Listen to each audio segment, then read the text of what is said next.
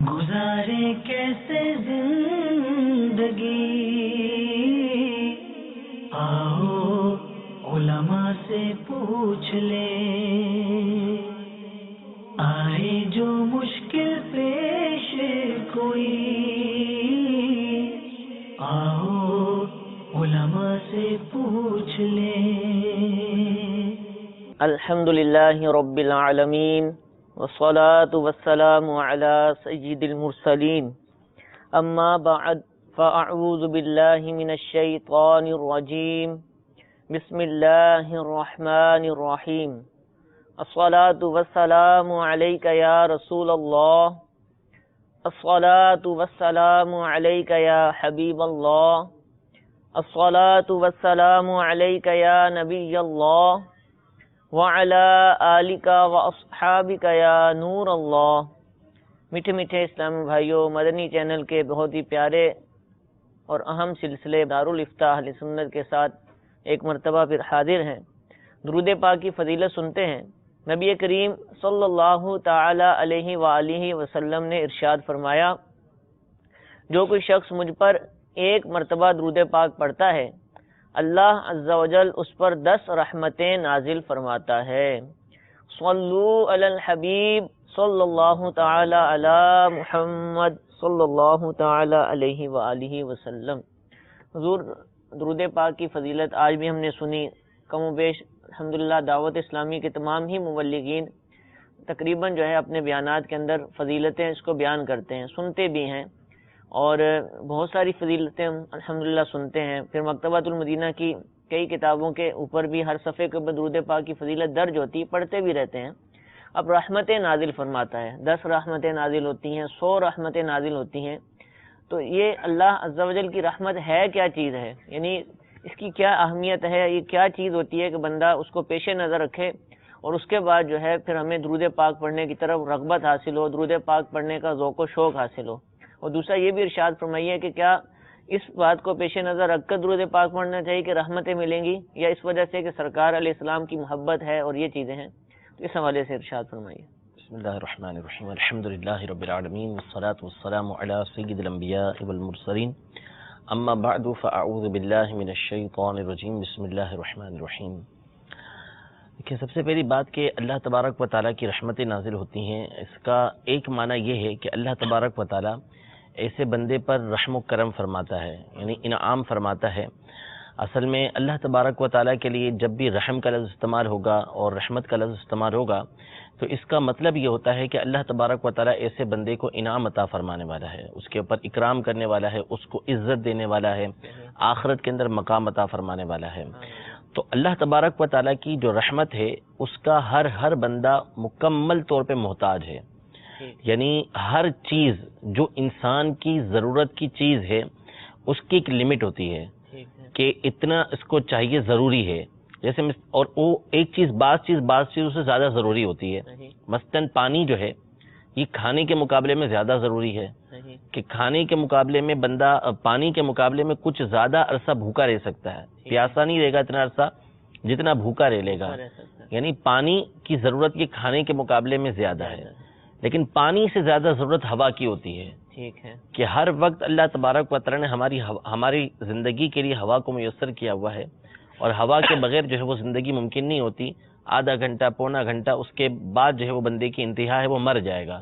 تو اللہ تبارک و تعالیٰ نے ہوا بندے کے لیے ہمہ وقت میسر رکھی ہے۔ لیکن ہوا سے بھی زیادہ جو چیز ضروری ہے کہ جس کے ذریعے سے بندہ زندہ رہتا ہے وہ ہے رحمت، یعنی رحمت کے بغیر کسی شخص کا بھی ایک لمحے کے لیے زندہ رہنا یہ ممکن نہیں ہے۔ یعنی اللہ تبارک و تعالیٰ کی اگر رحمت نہ ہو تو اس صورت میں کوئی بندہ ایک لمحے کے لیے بھی زندہ نہیں رہ سکتا۔ ہوا کے بغیر آدھا گھنٹہ پونا گھنٹہ ایک گھنٹہ زندہ رہ جائے گا، یہ ساری اللہ کی رحمتیں ہیں۔ لیکن جو خاص اللہ تبارک و تعالیٰ کی رحمت ہے، جیسے سرکار دو عالم صلی اللہ تعالی علیہ وسلم کی ذات گرامی ہے، تو رحمت وہ چیز ہوتی ہے کہ جس کے بغیر لمحہ بھی جو ہے وہ بندہ نہیں گزار سکتا۔ اگر رحمت نہ ہو تو ساری چیزیں ختم ہو جائیں گی۔ حدیث پاک کے اندر ارشاد فرمایا کہ اگر دنیا کی اہمیت اللہ تبارک و تعالیٰ کے نزدیک مچھر کے پر کے برابر بھی ہوتی تو کافر کو پانی کا ایک گھونٹ بھی اللہ تبارک و تعالیٰ نہ دیتا۔ تو نبی کریم صلی اللہ تعالیٰ علیہ وسلم کی ذات گرامی وہ ذات ہے کہ جس کی وجہ سے یہ عالم قائم ہے. یعنی آپ علیہ الصلوۃ والسلام کو اللہ تبارک و تعالیٰ نے رحمت للعالمین بنا کے بھیجا، جس کا مطلب یہ ہے کہ تمام عالمین اللہ تبارک و تعالیٰ کی رحمت کی وجہ سے، یعنی نبی کریم صلی اللہ تعالیٰ علیہ وسلم کی وجہ سے قائم ہے. کیونکہ رحمت کے بغیر کوئی زندہ رہ نہیں سکتا، اور نبی کریم صلی اللہ تعالیٰ علیہ وسلم کی ذات گرامی یہ سارے عالمین کے لیے رحمت ہے. تو اس کا مطلب یہ ہوا کہ نبی کریم صلی اللہ تعالیٰ علیہ وسلم کے بغیر کسی کا زندہ رہنا یہ ممکن نہیں ہے. تو رحمت جو ہوتی ہے یہ اللہ تبارک و تعالیٰ کے انعام و اکرام کو یہ کہتے ہیں کہ جس پر اللہ تبارک و تعالیٰ انعام و اکرام فرماتا ہے اس پر اپنی خاص رحمت نازل فرماتا ہے. ایک رحمت ایسی ہے کہ جس میں سب کو حصہ ملا ہوا ہے، سب کو حصہ ملا ہوا ہے. جیسے یہ حدیث پاک میں فرمایا کہ اگر دنیا کی اہمیت اللہ کے نزدیک مچھر کے پر کے برابر بھی ہوتی تو اللہ تبارک و تعالیٰ کافر کو پانی کا گھونٹ بھی نہ دیتا. تو یہ جو رحمت ملی ہے سب کو ملی ہوئی ہے، اللہ کی عطا ہے، اللہ کی رحمت ہے.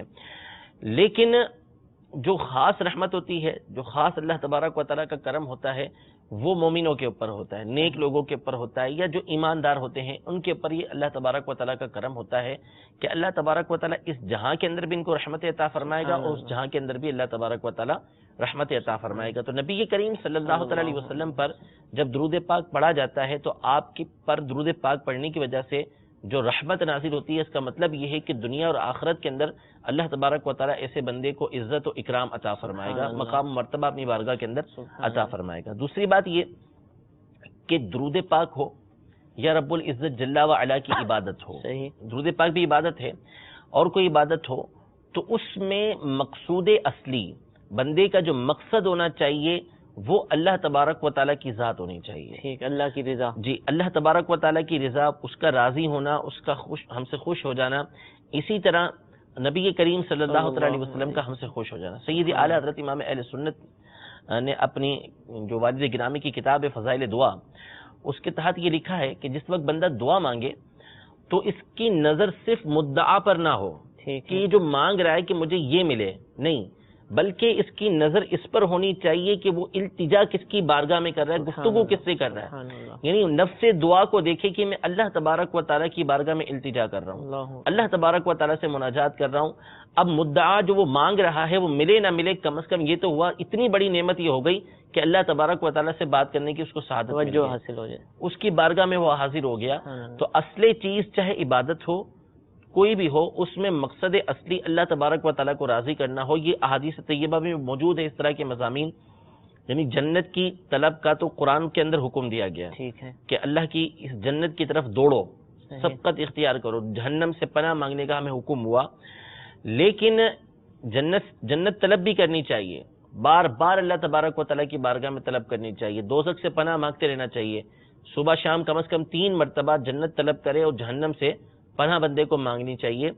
تو اس کا نتیجہ یہ نکلتا ہے احادیث مبارکہ کی روشنی میں کہ جنت اللہ کی بارگاہ میں عرض کرتی ہے کہ اس کو میرے اندر داخل فرما، اور جہنم کہتی ہے اس کو مجھ سے پناہ عطا فرما. تو یہ ہمیں کرنا چاہیے، لیکن اس میں اصل یہ ہونا چاہیے کہ اپنے رب عز و جل کو راضی کرنے کی کوشش کرے کہ میرا رب عز و جل مجھ سے راضی ہو جائے. تو درود پاک پڑھتے ہوئے اصل یہ ہونا چاہیے کہ نبی کریم صلی اللہ علیہ وسلم کی جو ہمارے پر احسانات ہیں اور مسلسل احسانات ہیں، بروز قیامت بھی آپ علیہ الصلوۃ والسلام کا ہمارے پر احسان ہوگا، تو اس بات کو سامنے رکھیں اور نبی کریم صلی اللہ تعالیٰ علیہ وسلم کو خوش کرنے کے لیے کہ ہم یہ دعا کر رہے ہیں. درود پاک کا مطلب ہے کہ ہم دعا کر رہے ہیں اللہ کی بارگاہ میں کہ نبی کریم صلی اللہ علیہ وسلم کی ذات پر مزید رحمت نازل فرما. تو ہمارے محتاج نہیں نبی کریم صلی اللہ علیہ وسلم کو، لیکن ظاہر ہے کہ جس کو دعا دی جائے گی وہ خوش ہوگا. تو اس درود پاک پڑھنے کی وجہ سے نبی کریم صلی اللہ علیہ وسلم ہم سے خوش ہوں گے. تو یہ توجہ رکھ کے جب بندہ پڑھے گا تو انشاءاللہ تبارک و تعالیٰ اس کو اور فائدہ حاصل ہوگا. پھر میں مزید عرض کروں اس حوالے سے کہ درود پاک، جب درود پاک پڑھا جاتا ہے، نبی کریم صلی اللہ علیہ وسلم کی کوئی بھی نعت پڑھی جاتی ہے، تو ہم جانتے ہیں کہ اس سے ہم نے کوئی نبی کریم صلی اللہ علیہ وسلم کی شان کے اندر اضافہ نہیں کیا، لیکن اس کے باوجود نبی کریم صلی اللہ علیہ وسلم اس چیز سے خوش ہوتے ہیں. اس کی وجہ علماء نے یہ بیان کی کہ بات یہ ہے کہ نبی کریم صلی اللہ علیہ وسلم کو اپنی امت سے محبت بہت ہے. سبحان اللہ. تو آپ علیہ الصلوۃ والسلام جانتے ہیں کہ مجھ پر درود پاک پڑھنے کی وجہ سے، میری نعت و ثنا کرنے کی وجہ سے اللہ تبارک و تعالیٰ خوش ہوتا ہے. تو میرا امتی اگر مجھ پر درود پاک پڑھے گا، میری نعت بیان کرے گا، تو اس سے میرا امتی فائدے کے اندر رہے گا. اس لیے امت کی شفقت کی وجہ سے بھی نبی کریم صلی اللہ علیہ وسلم ان باتوں کو پسند فرماتے ہیں. ورنہ حضور علیہ الصلوۃ والسلام کی ثنا کون بیان کر سکتا ہے؟ جب اللہ تبارک و تعالیٰ ان کی ثنا بیان کرتا ہو، ان کی تعریف بیان کرتا ہو، تو بندے کے تو اختیار میں ہی نہیں ہے کہ وہ مکمل طور پہ حضور علیہ الصلوۃ والسلام کی حمد بیان کر سکے، ان کی تعریف بیان کر سکے. تو اس لیے جب ہم درود پاک پڑھیں تو ہم یہی تصور کریں کہ ہم آقا و مولا مدینے والے مصطفیٰ صلی اللہ تعالیٰ علیہ وسلم کے غلام ہیں، ان کے ہمارے اوپر مسلسل احسانات ہیں، ہو رہے ہیں، تھے اور ہوتے رہیں گے. یہ احسانات ہم ان کا بدلہ بھی نہیں چکا سکتے، لیکن کم از کم آپ علیہ الصلوۃ والسلام کو راضی کرنے والے ہم کام کریں، اور ان کاموں میں سے ایک کام آپ علیہ الصلوۃ والسلام کی ذات پر درود پاک بھیجنا. کتنی پیاری بات ہے کہ درود ہم نبی کریم پر پڑھتے ہیں اور صلہ جو ہے اللہ عطا فرماتا ہے، رحمت نازل فرماتا ہے. تو یہ اللہ تعالیٰ کا اپنے حبیب سے جو محبت ہے اس کا بھی ایک انداز کہا جا سکتا ہے. اچھا، درود پاک پڑھنا کتنا چاہیے؟ ویسے تو فضیلتیں مختلف ہیں، 10 دفعہ پڑھو، اتنی مرتبہ پڑھو، لیکن ایک عاشق کے لیے ایک جو ہے وہ اس کو کیا کرنا چاہیے، کتنا درود پاک پڑھنا چاہیے؟ دیکھیں یہ تو مختلف اس میں اقوال ہیں علماء کے، اور امیر اہل سنت نے جو مدنی انعام دیا ہے اس میں 313 مرتبہ درود پاک پڑھنے کا، یعنی بدر میں حاضر ہونے والے صحابہ جو تھے ان کی تعداد 313 تھی، تو ان کی تعداد کو سامنے رکھتے ہوئے 313 مرتبہ بھی جو درود پاک پڑھے گا وہ ان میں شامل ہو جائے گا. تو کوشش کریں کہ کم از کم 313 مرتبہ درود پاک یہ جو ہے وہ پڑھیں. اچھا، اب اس میں یہ ہوتا ہے کہ اگر چاہیں تو آپ اس کو یک مشت پڑھ لیں، ایک ساتھ پڑھ لیں بیٹھ کر، رات کو بیٹھ جائیں، صبح بیٹھ جائیں، کسی وقت میں اپنا وقت مقرر کر لیں. یعنی کوئی بھی ذکر، میں نے پچھلے سلسلے میں بھی کہا تھا کہ کوئی بھی ذکر کرنا ہے یا درود پاک پڑھنا ہے، نعت پڑھنی ہے آپ نے، تو چلتے پھرتے یہ سارے کام ہو سکتے ہیں، صحیح کر رہا ہے. لیکن بندے کو اپنے دن کا کوئی نہ کوئی ایک وقت اس کام کے لیے مقرر کرنا چاہیے کہ میں نے اللہ تبارک و تعالیٰ کی بارگاہ میں حاضر ہو کر مثلا رات کو سونے سے پہلے اللہ تبارک و تعالیٰ سے توبہ بھی کرنی ہے، یہ ذکر و اذکار بھی میں نے کرنے ہیں، درود پاک بھی میں نے پڑھنا ہے، بھلے تھوڑا ہو لیکن اس کی عادت بنائیں. اس کے فائدے الگ ظاہر ہوں گے کہ اس وقت آپ کی توجہ مکمل طور پر اللہ تبارک و تعالیٰ کی بارگاہ میں ہو. نبی کریم صلی اللہ تعالیٰ علیہ وسلم کی بارگاہ کے اندر آپ درود پاک بھیج رہے ہیں تو اس وقت آپ کی توجہ اس طرف ہونی چاہیے. تو آپ مخصوص کر لیں، بھلے آپ 10 مرتبہ پڑھیں، 20 مرتبہ پڑھیں، 50 مرتبہ پڑھیں، لیکن وقت مقرر کر کے اس وقت کے اندر یہ کام کریں. اس کے پھر آپ فائدے دیکھیں گے کہ دل کو طمانینت بھی حاصل ہوگی، سکون بھی حاصل ہوگا، فوائد بھی اس کے حاصل ہوں گے، اور انشاءاللہ کل بروز قیامت اس کا فائدہ ہمیں زیادہ نظر آئے گا. باقی چلتے پھرتے بھلے آپ پڑھتے رہیں، وہ اپنی عادت بناتے رہیں. سبحان اللہ. اور زیارت کی نیت سے درود پاک پڑھ سکتے ہیں؟ بالکل پڑھ سکتے ہیں، دیدار نصیب ہو اس کے لیے بھی پڑھ سکتے ہیں. ماشاءاللہ. درود پاک کے لکھنے کے بھی کچھ احکام ہیں؟ اگر لکھنا ہو اس کے حوالے سے کب لکھنا ضروری ہے، کیسے لکھنا چاہیے؟ دیکھیے، لکھنا یوں ضروری کہ علماء نے اس کو مستحب قرار دیا ہے کہ جب بھی نبی کریم صلی اللہ تعالیٰ علیہ وسلم کا نام نامی آئے تو اس وقت جو ہے وہ درود پاک لکھے. حتیٰ کہ اگر نام نہیں لکھا اور ضمیر جس کو بولتے ہیں، یعنی آپ یا انہوں نے، حضرت یا آپ علیہ الصلوۃ والسلام، تو اس طرح کے جب الفاظ استعمال کریں تو اس وقت بھی علماء نے فرمایا کہ درود پاک مکمل لکھے. اب ہمارے یہاں درود پاک لکھنے میں بڑی کنجوسی کی جاتی ہے اور شارٹ کٹ استعمال کیا جاتا ہے. یعنی کوئی سلام لکھ دیتا ہے، کوئی آدھا صاد لکھ دیتا ہے، حالانکہ صفوں کے صفحے بھر دیتے ہیں، لیکن یہاں آ کے پتہ نہیں کیا ان کے ہاتھوں میں تکلیف پیدا ہو جاتی ہے، کوئی جلن پیدا ہو جاتی ہے، یا شیطان ایسا ان کے اوپر چھایا ہوا ہوتا ہے کہ یہ کام ان سے پورا درود پاک نہیں لکھا جاتا. یعنی اللہ تبارک و تعالیٰ کا نام نہیں لکھیں گے، آدھا جیم لکھ دیں گے. صحابہ کے ساتھ جو ہے وہ رضی اللہ تعالیٰ عنہ پورا نہیں لکھیں گے، را اور آدھا داد لکھ دیں گے. اولیاء کے ساتھ را اور ہا لکھ دیں گے. تو پھر اس کے بعد جب سمجھایا جائے نا تو حجت پیش کرتے ہیں، دلیل دیں گے اس کے اوپر کہ بھائی یہ درست تو ہے نا، اس میں یہ باتیں ہیں وہ باتیں ہیں، اپنے طور پہ درجہ. ارے خدا کے بندے، ہم ابھی اس کے درست نہ ہونے یا ہونے پر کلام کرتے ہیں، وہ ایک الگ بات ہے، لیکن کم از کم آپ یہ تو دیکھیں نا کہ اب 10 باتیں لکھ رہے ہیں تو اتنی بڑی بڑی باتیں آپ نے لکھ دی، تو آپ کو نبی کریم صلی اللہ تعالیٰ علیہ وآلہ وسلم کی ذات گرامی پر پورا درود پاک لکھتے ہوئے تکلیف کیا ہے؟ کیوں آپ پورا درود پاک لکھتے نہیں ہیں؟ آپ کو اتنی بڑی فضیلت مل رہی ہے کہ نبی کریم صلی اللہ علیہ وسلم کے نام نامی جس کے ساتھ آپ نے درود پاک لکھا ہے، جب تک لکھا رہے گا آپ کو رحمتیں ملتی رہیں گی، استغفار کرتے رہیں گے آپ کے لیے. بہرحال درود پاک کو شارٹ کٹ کے اندر لکھنا، اس کو علماء نے حرام لکھا ہے. ٹھیک ہے. علامہ جلال الدین سیوطی شافعی رحمۃ اللہ تعالی نے لکھا ہے کہ جس نے یہ سلام ایجاد کیا تھا تو اس وقت کے بادشاہ نے جو ہے، قاضی نے جو ہے، وہ اس کے ہاتھ کٹوا دیے تھے کہ یہ نبی کریم صلی اللہ تعالیٰ علیہ وآلہ وسلم کے لیے درود پاک کو جو ہے وہ اس انداز میں لکھنے والا ہے. تو بہت سے لوگ بدعت کی رٹے لگاتے ہیں, ان کو یہ بدعت نظر نہیں آتی کہ یہ طریقہ کار تو صحابہ کرام علیہم رضوان کا نہیں تھا, یہ طریقہ کار تو تابعین کا نہیں تھا, یہ طریقہ کار تو بزرگوں کا نہیں تھا. بزرگ تو پورا درود پاک لکھتے تھے. آپ کتابیں اٹھا کے دیکھ لیں, پرانی کتابیں جو مخطوطے ملتے ہیں, ہاتھوں سے لکھے ہوئے ملتے ہیں, اس میں جہاں نبی کریم صلی اللہ علیہ وسلم کے لیے درود لکھا گیا ہے پورا درود پاک لکھا گیا ہے. تو صلی اللہ تعالی علیہ وآلہ وسلم یہ پورا بندے کو لکھنا چاہیے. حضور یہ پورا درود پاک تو کیا اس کا مطلب ہے یہ چھوٹا والا بھی درود پاک ہے, آدھا درود پاک کہلائے گا, یا اس پہ کوئی درود نہیں, یہ تو دیکھیں جائز ہی نہیں ہے نا. اچھا جائز, یعنی یہ تو درود پاک تو دور کی بات ہے, یہ لکھنے والا گناہ گار ہوگا, حرام کام کرنے والا ہے جو اس طرح سلام لکھتا ہے یا صواب لکھتا ہے, اس کو درود پاک کہاں سے کہیں گے ہم. ٹھیک ہے. حضور پیپر دیتے ہیں اسلامیات کا پیپر, اب وقت بہت شارٹ ہوتا ہے, اس میں کئی طلبہ سے بات ہوئی, کہتے ہیں کہ ہم لکھنا تو چاہتے ہیں لیکن وقت کم ہوتا ہے تو اس لیے ہم شارٹ کٹ لکھ دیتے ہیں. تو بات کہتے ہیں پھر ہم شارٹ کٹ نہیں لکھتے ہی نہیں ہیں, آپ لکھ دیے اور آگے چل پڑتے ہیں, تو کیا یہ انداز صحیح ہے؟ یعنی درود پاک لکھنے میں کم از کم 1 منٹ لگتا ہوگا. 1 منٹ بھی نہیں لگتا, چند سیکنڈ, یعنی 1 منٹ بھی نہیں لگتا, 5 سیکنڈ مشکل سے لگتے ہیں. اور کتنی مرتبہ حضور علیہ الصلوۃ والسلام کا نامی آیا ہوگا. ٹھیک ہے, 5 10 15 مرتبہ آیا ہوگا. یعنی اگر آپ 5 سیکنڈ بھی اس کے لیں گے تو آپ کے 75 سیکنڈ اس کے اندر گئے, یعنی 1 منٹ. ٹھیک ہے.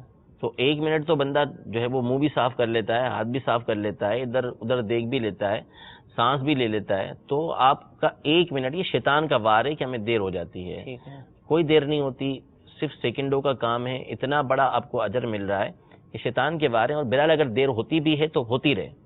یہ دنیا کے معاملات ہیں, قبر کا امتحان آگے ہمارے پاس اصل موجود ہے, قیامت کا امتحان موجود ہے جو ہمیں دینا ہے. تو یہ قیامت کے امتحان کے اندر چیزیں ہمیں کام آئیں گی کہ آقا و مولا صلی اللہ تعالی علیہ وسلم کی اگر محبت کے اندر درود پاک لکھنے میں آپ کا پیپر رہ بھی گیا تو آپ کو نقصان نہیں ہوگا, اس کا فائدہ ہی ہوگا انشاءاللہ. ویسے ہوگا نہیں ایسا, یہ شیطان کے وار ہیں اور یہ خواہ خواہ کی باتیں ہیں, ایسا ہوتا نہیں ہے, یہ صرف بہلاوے ہیں. ٹھیک ہے. اچھا حضور, اسی طرح تخفیف جیسے درود پاک کی آپ نے منع فرمائی ہے, لوگ ناموں کی تخفیف کرتے ہیں. اب محمد فلاں نام ہے تو ایم اور آگے پھر وہ محمد زاہد نام ہے مثال کے طور پر, تو اب کئی ہوتے ہیں ایم زاہد. عبد الکریم نام ہے تو اے کے فلاں پھر آگے کر کے وہ نام لکھتے ہیں, تو کیا یہ تخفیف؟ یہ بھی درست نہیں ہے, اس طرح بھی نہیں کرنا چاہیے. ٹھیک ہے, جب نام محمد رکھا ہے تو پھر آپ کو پورا اس کو لکھنا چاہیے. یعنی آگے والا نام مکمل لکھیں گے لیکن اس میں محمد جو ہے جو لفظ ہے اس کو وہ شارٹ کر کے ایم لکھ دیتے ہیں. یہ بھی درست نہیں ہے. بعض اوقات وہ آگے والے نام کو بھی شارٹ کر دیتے ہیں, لیکن اس طرح بھی نہیں کرنا چاہیے. نام جب مقدس ہیں تو ان کو پورا لکھنا چاہیے. ٹھیک ہے, اور اس کی برکتیں بھی ہیں انشاءاللہ محمد کی. جی کچھ کال ہمارے پاس موجود ہیں, ان کو شامل سلسلہ کرتے ہیں. جی سنائیے کال. میرا نام محمد ابراہیم ہے, میں لالوچنا سے بات کر رہا ہوں. یہ سوال پوچھنا تھا مفتی صاحب سے, ٹیلی ویژن پر اگر کوئی قرآن پڑھ رہا ہو, آیت پڑھ رہا ہو یا کوئی سورت پڑھ رہا ہو, تو سننے والا جو بلند آواز ہے اگر اسے یاد ہے بلند آواز ہے وہ پڑھ سکتا ہے اس کے ساتھ, یا خاموشی سے اس آیت کو سن سکتا ہے؟ جی انشاءاللہ عرض کرتے ہیں. ایک اور کال سنائیے. ایک مسئلہ معلوم کرنا تھا کہ یہ اعلیٰ حضرت کے نام کے آگے اعلیٰ لگایا جاتا ہے. حضور صلی اللہ علیہ وسلم کے سب سے اعلیٰ ہیں, ان کے نام کے آگے اعلیٰ کیوں نہیں لگایا جاتا؟ جی ضرور عرض کریں گے. ایک اور کال سنا دیجیے. میرا نام محمد مزمل عطاری ہے, میں یونان سے عرض کر رہا ہوں. مفتی صاحب کی بارگاہ میں سوال ہے, کیا انٹرنیٹ پہ نکاح ہو سکتا ہے؟ برائے مہربانی جواب عنایت فرما دیں. جی ضرور جواب دیں گے آپ کو. حضور قرآن پاک کی تلاوت سے متعلق سوال ہے. ٹی وی پر قرآن چل رہا ہے تو اب جو سن رہا ہے ٹی وی پر, کیا وہ ساتھ ساتھ پڑھ سکتا ہے بلند آواز سے, یا اس کو اب بھی خاموشی سے سننا پڑے گا؟ دیکھیے ٹی وی پر جو قرآن پاک پڑھا جاتا ہے وہ ریکارڈیڈ ہوتا ہے. ٹھیک ہے, تو اگرچہ اس کے وہ احکام نہیں ہیں کہ جو ڈائریکٹ پڑھا جائے تو اس کو سننا لازم ہوتا ہے, لیکن چونکہ قرآن پاک کی ایک اہمیت ہے تو اس کے پیچھے آپ پڑھیں گے تو وہ آپ سن نہیں سکیں گے. ٹھیک ہے, آپ کی توجہ اس کے اوپر نہیں رہے گی, اور آپ نے قرآن پاک کو لگایا ہوا ہے چینل کے اوپر, تو اس لیے جب اس طرح کا معاملہ ہو تو اس میں ظاہر سی بات ہے چینل پہ جو چل رہا ہے اس کو یہ روک بھی نہیں سکتے. ٹھیک ہے, تو اس لیے اس کو توجہ کے ساتھ سنیں. ہاں یہ ہوتا ہے کہ بعض اوقات کیسٹ ہوتی ہے یا بندے کے پاس اپنا میموری کارڈ کے اندر تلاوت ہے تو پریکٹس کی جاتی ہے, ٹھیک ہے, مشق کی جاتی ہے کہ اس کی ایک آیت سنی پھر اس کے بعد پیچھے دہرایا, تو یہ ہو سکتا ہے. لیکن جب آپ نے چینل پہ لگایا ہوا ہے, آپ سننے کے لیے اس کو لگا رہے ہیں, تو اس لیے جب وہ چلے تو پھر آپ کو توجہ کے ساتھ سننا چاہیے, اس کے ساتھ پیچھے آپ نہ پڑھیں. اگر آپ کو پریکٹس ہی کرنی ہے تو آپ اس کو ریکارڈ کر لیں اپنے پاس, اور پھر ایک آیت سنتے جائیں اور اس کے پیچھے پڑھتے جائیں. یعنی پہلے سنیں, پھر روکیں, پھر اس کے پیچھے پڑھیں، پھر اس کی آیت سنیں، پھر اس کے پیچھے یہ پڑھتے جائیں. اس سے یہ کہ آپ کے تلفظ اور مخارج وغیرہ کی پریکٹس ہوگی. لیکن جب اس طرح چینل پر آ رہا ہو تو اس کو جب آپ نے لگایا ہوا ہے تو پھر توجہ کے ساتھ سنیں. سننا پڑے گا. ٹھیک ہے. اعلیٰ حضرت عظیم البرکت علیہ رحمہ کے نام کے ساتھ اعلیٰ حضرت لگاتے ہیں، امام اہل سنت کے نام کے ساتھ. تو فرماتے ہیں کہ نبی کریم علیہ السلام کی شان، ان کی ذات تو ان سے بھی اعلیٰ ہے، بے شک. ان کے نام کے ساتھ ہم اعلیٰ حضرت نہیں لگاتے ہیں. تو یہ کیا ہے؟ دیکھیں یہ اصل میں شیطانی وسوسہ ہے. اعلیٰ حضرت امام اہل سنت رضی اللہ تعالی عنہ فرماتے ہیں کہ جو شخص غوث پاک رضی اللہ تعالیٰ عنہ کو سیدنا صدیق اکبر رضی اللہ تعالیٰ عنہ سے افضل مانے تو اس کی سب سے پہلے مخالفت کرنے والے خود غوث پاک رضی اللہ تعالیٰ عنہ ہوں گے. یعنی جو عقیدت کا دار و مدار ہے نا وہ شریعت کے اوپر ہے. شریعت مطہرہ کے مطابق عقیدت کا اظہار کیا جاتا ہے. اب سیدی اعلیٰ حضرت امام اہل سنت کو اعلیٰ حضرت کہنے والے وہ افراد تھے کہ جو شریعت کے مکمل طور پر پیروکار تھے، یعنی مکمل طور پر شریعت کی پیروی کرتے تھے. کوئی مسلمان، عام مسلمان بھی اس چیز کا تصور نہیں کر سکتا کہ وہ اپنے کسی ماننے والے کو نبی کریم صلی اللہ علیہ وسلم سے بڑھائے گا. چہ جائے کہ علماء جو ہے، جو اہل سنت کے علماء ہیں، وہ اعلیٰ حضرت کو نبی کریم صلی اللہ علیہ وسلم سے بڑھا دیں. اصل میں دیکھیں جو اعلیٰ حضرت بولا جاتا ہے اس کا ایک سینیریو ہے، یعنی ایک پس منظر کے اندر یہ بولا جاتا ہے، ایک لحاظ ہوتا ہے اس کے اندر. کسی کے ساتھ بھی ہم اس طرح کے الفاظ لگائیں گے کہ جو نبی کریم صلی اللہ علیہ وسلم کے نام کے ساتھ عام طور پر نہیں لگ رہے، تو اس کی ایک حد ہوتی ہے، ایک مقام ہوتا ہے. مثال کے طور پر ہم بولتے ہیں امام اعظم ابو حنیفہ، ٹھیک ہے، کیا نبی کریم صلی اللہ تعالیٰ علیہ وسلم سے بھی اعظم کوئی امام ہے؟ امام اعظم کا مطلب سب سے بڑے امام، ٹھیک ہے نا. اسی طرح حج میں جو امام ہوتا ہے مقرر، اب تو نہیں ہوتا اس طرح، ٹھیک ہے، لیکن پہلے جب خلیفہ کی طرف سے باقاعدہ خلافت کا نظام تھا تو اس وقت امام اعظم مقرر ہوتا تھا. جو امام ہوتا تھا امام اعظم وہ مقرر ہوا کرتا تھا. یہ تو خلیفہ ہوتا ہے اس کی طرف سے مقرر کردہ امام ہوا کرتا تھا، وہ امام اعظم کہلاتا تھا. تو کیا کوئی بندہ تصور کر سکتا ہے اس امام اعظم کے کہنے سے کہ امام اعظم کا مطلب یہ ہے کہ وہ نبی کریم صلی اللہ علیہ وسلم سے بھی بڑھ گئے؟ نعوذ باللہ من ذالک، ہرگز نہیں. اسی طرح فاروق اعظم کہتے ہیں ہم، فاروق کا مطلب ہوتا ہے حق اور باطل کے درمیان فرق کرنے والا. تو کیا فاروق اعظم حضرت عمر رضی اللہ تعالی عنہ یہ نبی کریم صلی اللہ علیہ وسلم سے بڑھ کر فرق کرنے والے تھے حق اور باطل کے درمیان؟ ہرگز نہیں تھا. اسی طرح ہم کہتے ہیں غوث اعظم رضی اللہ تعالی عنہ، حالانکہ سب سے بڑھ کر مدد کرنے والا اللہ تبارک و تعالیٰ ہے، حقیقی مددگار وہی ہے، اسی کی عطا سے دیگر بندے مدد کرتے ہیں. نبی کریم صلی اللہ علیہ وسلم مدد فرماتے ہیں. لیکن غوث اعظم ہم حضور سیدی غوث اعظم شیخ عبد القادر جیلانی رحمۃ اللہ تعالی کو کہتے ہیں. دنیاوی مثال پر آ جائیں، ہم قائد اعظم بولتے ہیں، ٹھیک ہے، تو قائد کا مطلب رہنما ہوتا ہے، صحیح. تو کیا اس قائد اعظم کا مطلب یہ ہے کہ قائد اعظم جو ہے وہ نبی کریم صلی اللہ علیہ وسلم سے بھی بڑھ کر بڑے رہنما ہیں؟ ہرگز ایسا نہیں ہو سکتا، تصور بھی نہیں کیا جا سکتا. تو اصل میں جب اس طرح کے الفاظ استعمال کیے جاتے ہیں تو وہ اس زمانے کے لوگوں کے درمیان حساب سے ہوتے ہیں، علاقے کے حساب سے ہوتے ہیں، اپنے جو درجے کے لوگ ہوتے ہیں، اپنے کیلیبر کے لوگ ہوتے ہیں، ان کے حساب سے ہوتے ہیں کہ ان میں یہ سب سے بڑھ کر ہے. یعنی بزرگوں کو حضرت کہا جاتا ہوگا، جی، جو بڑے بزرگ ساتھ جو ہیں، جیسے اعلیٰ حضرت امام اہل سنت کو اعلیٰ حضرت کہا گیا تو اس کا مطلب یہ ہے کہ آپ کے قریبی علماء کو یہ حضرت کہا گیا اور آپ کے ساتھ اعلیٰ لگا کر تھوڑی آپ کی اہمیت ان کے مقابلے میں واضح کر دی. اور یہ صرف امام اہل سنت کو اعلیٰ حضرت نہیں کہا گیا، یہ عام ہے. لوگ بادشاہوں کے لیے تو اس زمانے میں عام طور پہ استعمال کرتے تھے، اعلیٰ حضرت کہا کرتے تھے. اور علامہ ارشد القادری صاحب رحمۃ اللہ تعالی نے باقاعدہ ایک رسالہ لکھا ہے لفظ اعلیٰ حضرت کی تحقیق کے اوپر، اور اس میں تفصیل کے ساتھ اس بات کو ثابت کیا ہے کہ جو حضرات اس طرح کے اعتراضات کرتے ہیں ان کی اپنی کتابوں کے اندر اپنے بزرگوں کو اعلیٰ حضرت کہا گیا ہے، اور تفصیل کے ساتھ انہوں نے سمجھایا اس بات کو کہ اعلیٰ حضرت کہنے میں کوئی مسئلہ نہیں ہے.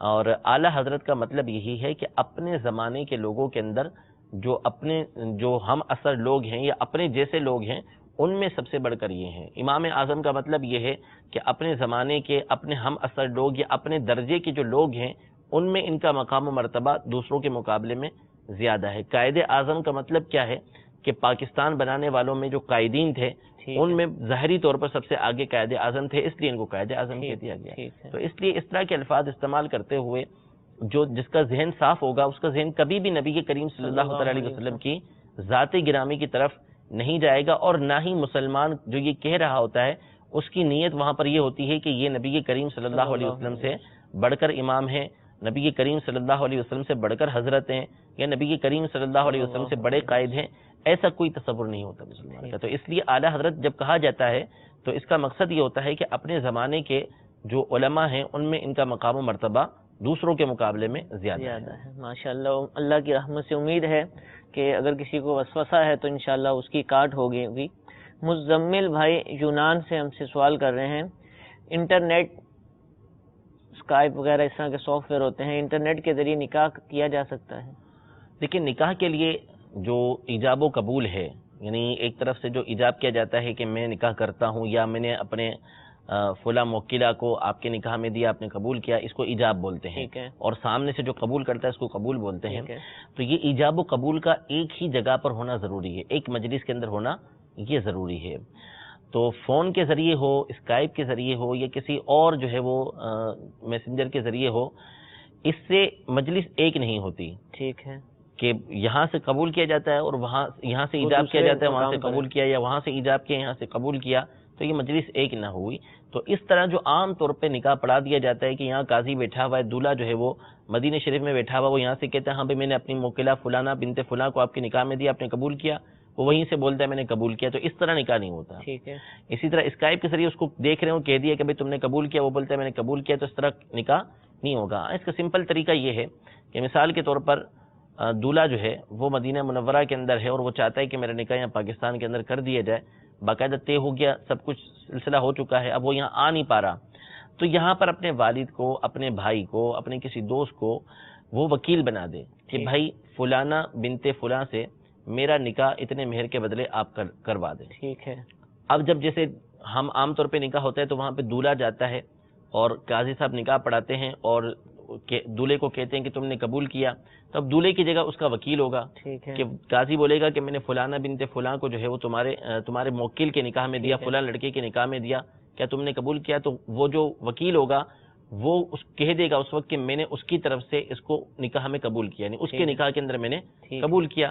تو اس طریقے سے یہ نکاح ہو جائے. جیسے عام طور پر دلہن کمرے میں ہوتی ہے اور اس سے اجازت لے کر آتے ہیں، خود دلہن اس مجلس میں نہیں ہوتی، اس کا وکیل موجود ہوتا ہے اور وہ نکاح پڑھا دیا جاتا ہے، تو یہ صورتحال بن جائے گی یہاں پر. بالکل ایسے ہی ہو جائے گا کہ وہ جس طرح دلہن کا وکیل ہوتا ہے اسی طرح اب دلہا کا وکیل بھی آ جائے گا، وہ اس کی طرف سے قبول. جہاں نکاح ہو رہا ہے وہ تو خود موجود ہے اور دوسرا جو ہے وہ اپنا وکیل بنا دے، میرا نکاح کروا دیا. دونوں کی بھی وکیل بن سکتے ہیں نا، یعنی دلہن کا وکیل بھی آ گیا، دولہے کا وکیل بھی آ گیا. دونوں کا ایک جگہ ہونا ضروری نہیں ہے، ان کے وکلاء کا ہونا ضروری ہے. ایجاب و قبول ایک جگہ ہونا ضروری ہے.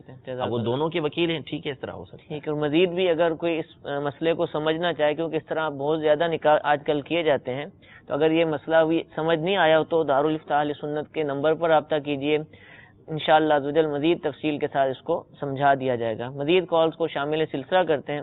یہ ہمیں کال سنائیے. میرا نام محمد اکرم ہے، میں ضلع بکر سے بات کر رہا ہوں.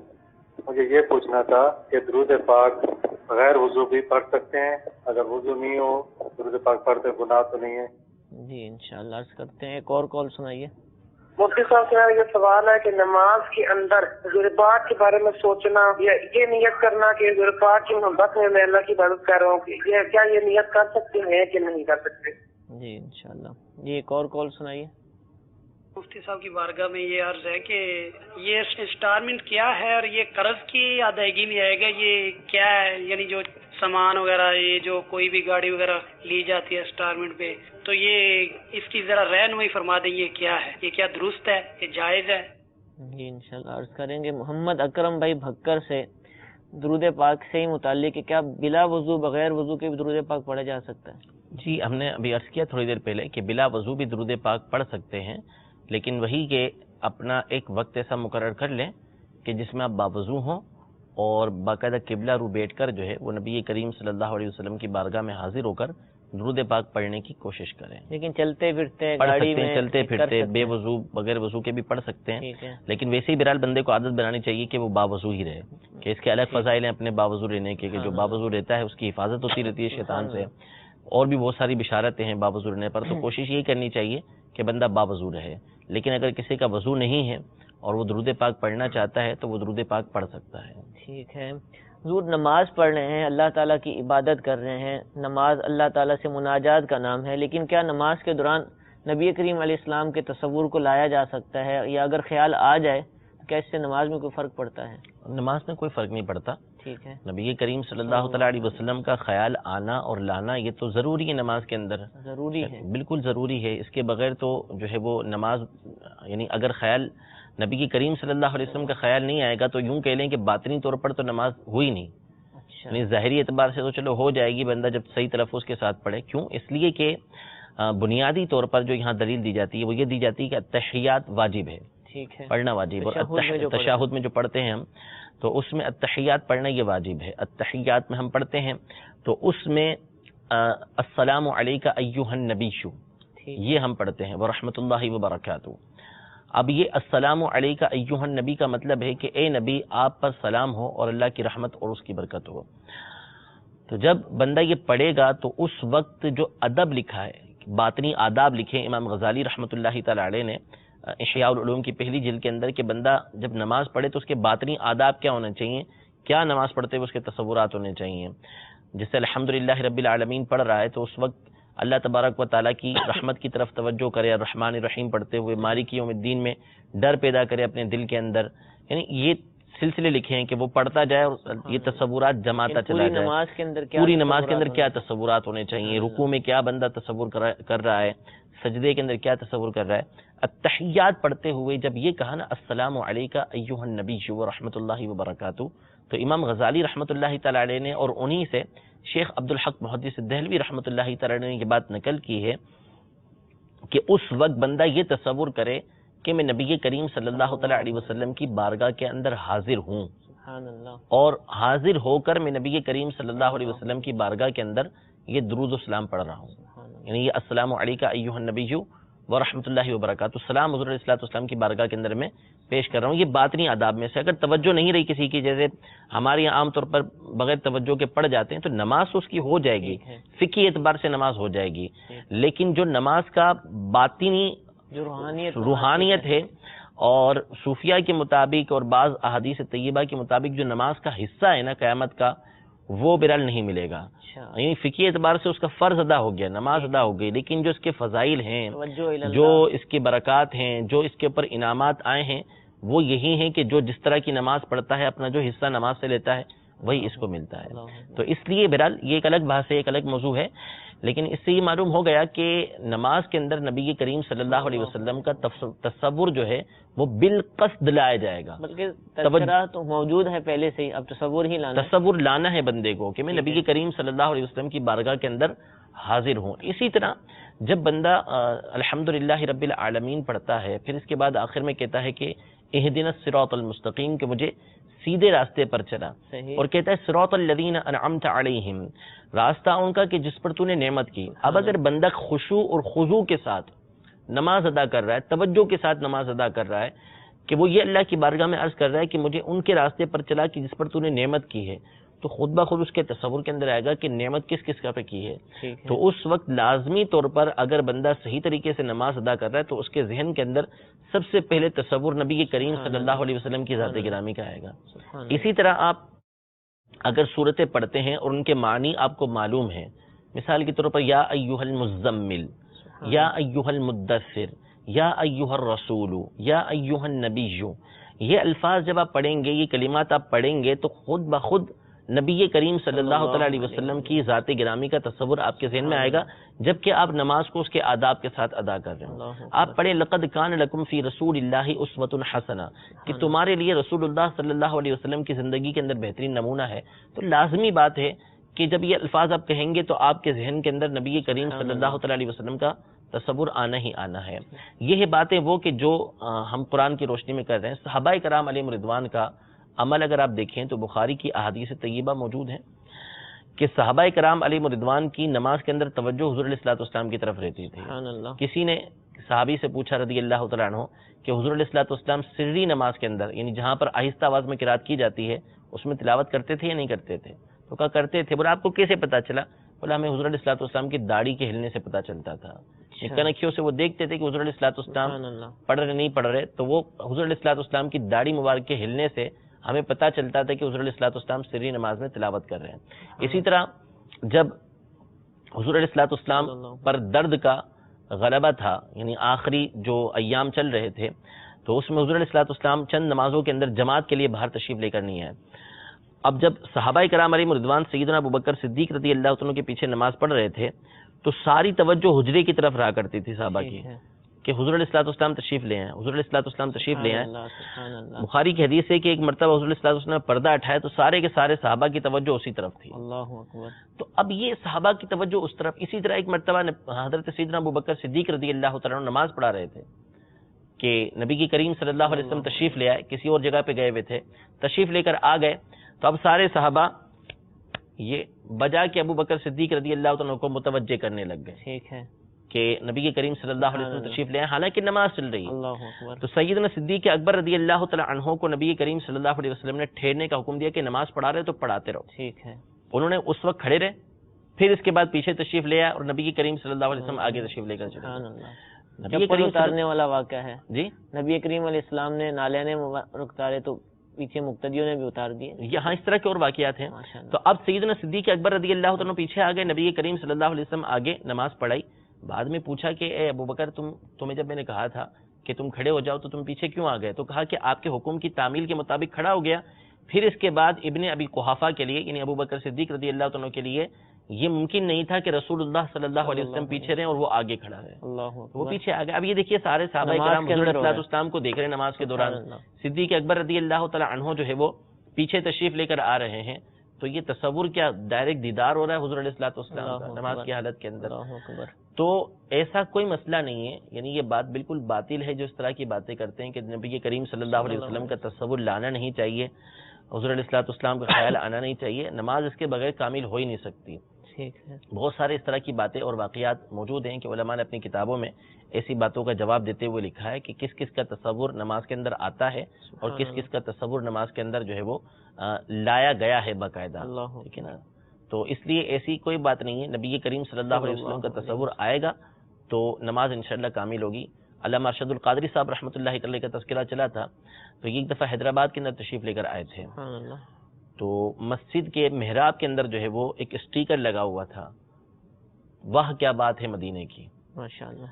تو یہ نماز پڑھ کے یہ فارغ ہوئے اور بیان کیا انہوں نے، تو کہا کہ یہ اسٹیکر میں نے دیکھا نا نماز کی حالت میں تو میری کیفیت ہی کچھ اور ہو گئی۔ تو کسی نے کہا نماز کے اندر آپ نے جو ہے وہ یعنی نماز کی حالت میں یہ اسٹیکر اسی جگہ لگا ہوگا کہ ان کی نظر پڑ گئی اس کے اوپر، یا نماز سے پہلے نظر پڑ گئی ان کی۔ تو کسی نے کہا کہ نماز کے اندر مدینے کا تصور اس طرح نماز کیسے ہوگی؟ بولے نماز میری ہوئی آج ہے، ساری نماز کے اندر میں روتا رہا ہوں۔ اس طرح کی آپ نے باتیں ارشاد فرمائی، تو اس شاخ کا تو انداز ہی ہوتا تھا کہ وہ نماز اس انداز میں پڑھا کرتے تھے۔ اولیاء کے قرب کے اندر نماز پڑھنے کا حکم ہے، ان کے مزارات کے قرب کے اندر نماز پڑھنے کا حکم ہے، وہ اسی لیے کہ ان کی بارگاہ کے پاس حاضر ہو کر نماز پڑھیں گے تو یہ خشوع اور خضوع زیادہ حاصل ہوتا ہے۔ بہرحال نماز نبی کریم صلی اللہ علیہ وسلم کا تصور آئے یا لائے، باہر صورت کامل ہو جاتی ہے، اس میں کوئی فرق نہیں آتا۔ چند سیکنڈ حضور رہ گئے، قسطوں کے کاروبار سے متعلق انسٹالمنٹ یہ جائز ہے ناجائز ہے کیا ہے؟ بہرحال اس پر کئی مرتبہ ہم اپنے سلسلے کے اندر جواب دے چکے ہیں کہ انسٹالمنٹ کے اندر ویسے کوئی مسئلہ نہیں ہے، یعنی ایک چیز آپ کو سستی ملتی ہے لیکن انسٹالمنٹ پر وہ آپ کو کچھ مہنگی دی جاتی ہے اور قسطیں آپ کی مقرر کر دی جاتی ہیں تو اس کے لینے میں حرج نہیں ہے، لیکن عمومی طور پر ہمارے یہاں اس میں خلاف شرع شرائط لگائی جاتی ہیں کہ اگر آپ کی کوئی قسط لیٹ ہو گئی تو آپ کو اتنے پیسے اوپر دینے پڑیں گے، یا اگر آپ نے یہ چیز نہیں لی اور قسطیں نہیں دی